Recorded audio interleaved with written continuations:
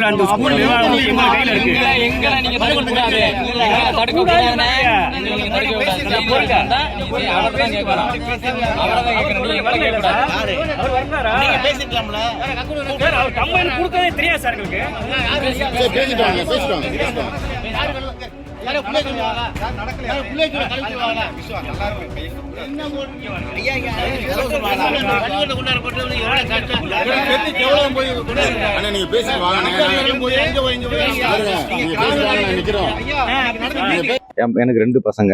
ஒரு சின்ன பசங்க 2nd ஸ்டாண்டர்ட் படிக்கிறேன். மூத்த பையன் வந்து 7th ஸ்டாண்டர்ட் படிக்கிறேன். கடந்த ஆண்டு 6வதுல என் பையனை வேளாங்கண்ணில் இருக்கக்கூடிய ஊராட்சி நடுநிலைப் பள்ளியில சேர்த்துருந்தேன்.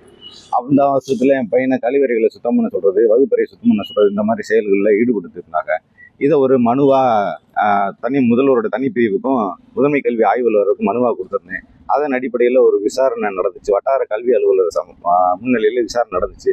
நடந்தது உண்மைதான், இனிமே இது நடக்காது அப்படின்னு உறுதி அளித்ததன் பேர்ல கிராமத்தார்கள்லாம் கேட்டுக்கொண்டதன் பேர்ல அதை எழுதி வாங்கி ரிட்டர்ன் வாங்கிட்டேன். அந்த மனுவை வாபஸ் வாங்கிட்டேன். ஆனால் ஹெட் மாஸ்டர் வந்து என்ன பண்ணிட்டாங்க, நான் கொண்டு என் பையன் மூலியமாக இந்த கம்ப்ளைண்ட் கொடுத்ததுனால தொடர்ச்சியாகவே என் பையன் எல்லா விஷயங்களையும் வஞ்சிக்க ஆரம்பிச்சாங்க.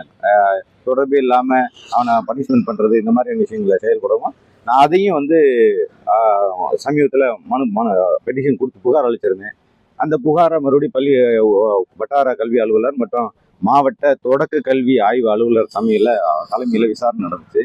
அப்போது அந்த மனுவை வாபஸ் வாங்குங்க, இனிமேல் இது மாதிரி நடக்காது அப்படின்னு சொல்லி வாபஸ் வாங்க சொன்னாங்க. இல்லை ஏற்கனவே நான் வாபஸ் வாங்கினதுனால தான் என் பையனுக்கு சரியான ஒரு தீர்வு கிடைக்காம கண்டினியூ ஆகிட்டு இருக்கு, அதனால் இது நான் வாங்க மாட்டேன் அப்படின்னு நான் சொன்னேன்.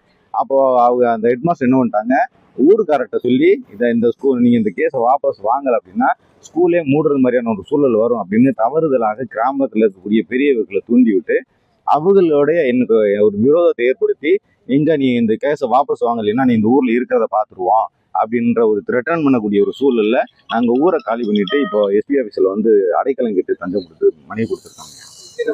என் பேர் சரவணன். பிளே ஸ்டோர் மற்றும் ஆப் ஸ்டோரில் இருந்து பாலிமர் செயலியை QR கோடு மூலம் பதிவிறக்கம் செய்யுங்கள். செய்திகளை உடனுக்குடன் பெறுங்கள்.